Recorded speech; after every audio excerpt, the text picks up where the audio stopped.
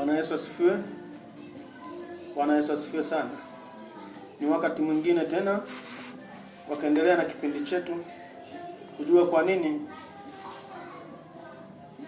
tunafanya maombi kila mara, tunamtafuta Mungu kila mara, lakini maombi yetu hayajibiwi.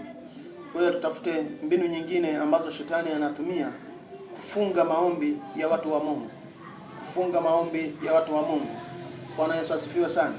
Kwa hiyo tusome Wakorintho wa pili, sura ya pili, mstari wa 11 tu. Tasoma kwa msaada wa Yesu Kristo. Neno la Mungu linasema,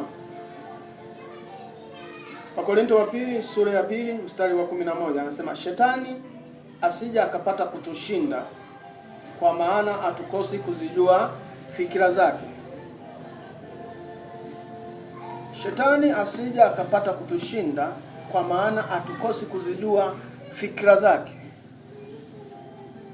Kama vile nilivyokuambia, unaweza kuwa unaenda kanisani, unaenda kwenye maombi, lakini shetani hakufuati huko. Anasema sana, naenda huko kuomba, muache. Mimi naenda kumsubiria kwenye baa. Anaenda kwenye maombi, muache aende. Mimi naenda kusubiria akienda kwa mganga wa kienyeji. Anaenda kwenye maombi, muache aende, lakini mimi siendi kanisani. Mimi naenda kumsubiria kwa awara yake. Kwa hiyo sasa hili neno linatuambia kwamba shetani asija akapata kutushinda, kwa maana hatukosi kuzijua fikira zake. Hizo ndio fikira za shetani. Wewe utaenda kuomba, utaenda kwa mchungaji, lakini kama hujaziacha hizi dhambi, haya mambo yanayomvutia, basi inawezekana wewe unavoomba na mwache tu anapiga kelele. Akishamaliza, unamaliza maombi, unalala, mara unafinywa na pepo. Unashangaa, mbona jana usiku niliomba sana lakini nimefinywa? Ni kwa sababu wewe hujaziacha. Kwa sababu uweze kusema kwamba usimpendi Alfa, alafu unapenda kitabu changu, lakini unanichukia kabisa, unapenda pesa yangu. Unanichukia kabisa, unapenda gari yangu. Unanichukia kabisa, unipendi, unapenda chakula changu. Hizo ndio njia shetani anazotumia kututesa sasa. Wewe unamkemea kwa jina la Yesu Kristo, ninakuvunja na kupiga kabisa, alafu kwenye hereni umevaa fuvu la kichwa ambao unaambiwa kwamba ni satanic symbol. Kwenye shingo umeweka mkufu ambao una alama ya nyoka imeunganika kwenye mkia hapo, umefunga, unalinga tu kwamba na wewe umependeza. Alafu unaenda kumvunja shetani, alafu unaambiwa kwamba shetani ni joka kuu. Kwa hiyo unavyokuwa unaomba, yeye anakuangalia tu, anakusanifu.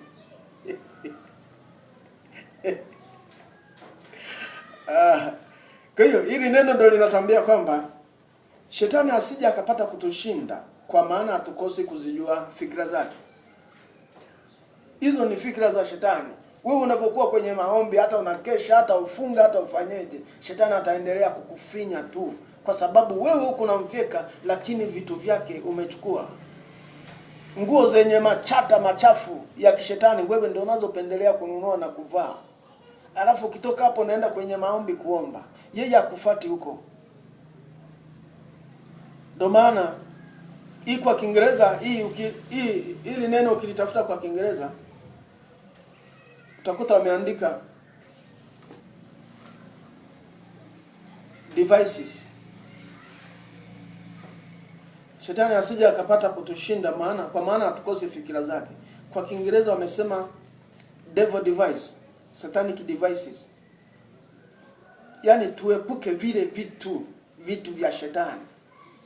Device ambavyo wanakuambia kama mamikufu, mahereni, manania shingoni, nguo, vitu tunavyovinunua ambavyo vimetengenezwa kuzimu. Unajua Freemason na Masonic wote hao wanawachawi. Sio wote ni maskini, wanahela, wana viwanda vyao.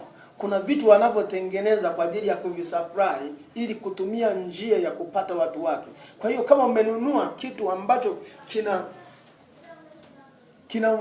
kimetoka kwa shetani, ambacho yeye amekitengeneza kwa ajili ya kuteka Wakristo au kuteka wana wa Mungu, wewe umenunua, umeweka ndani, hata uombe maombi gani, ule unakuwa ni mlango wa kuingilia, kwa sababu kuna kitu chake ndani mwako. Kwa hiyo hata ukiomba vipi lazima aingia kupige rungu.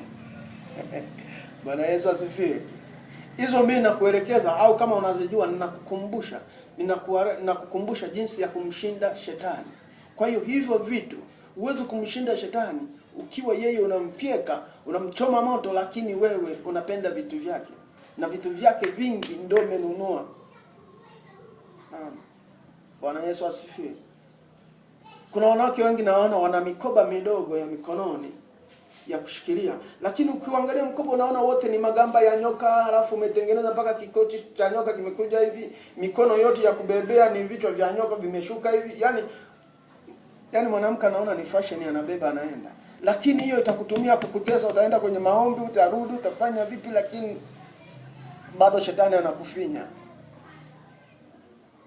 Kwa hiyo naomba Roho Mtakatifu leo ninavyokuambia hivi akuonyeshe ndani ya nyumba yako vitu ambavyo umevinunua vinakuvutia katika macho, lakini vile vitu vinamvutia shetani.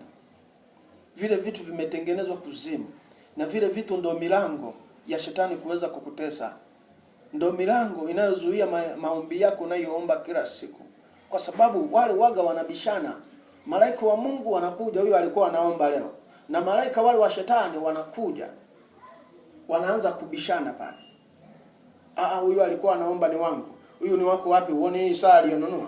Hii saa si ni yetu kabisa, angalia na nembo. Hebu tuende kwenye shati. So unaona ina fuvu la kichwa hapa. Si ni yangu. Angalia hii hereni ya shingoni, alafu utasemaje ni wako alikuwa anaomba. Pale alikuwa anakusanya fuvu, hebu niachia.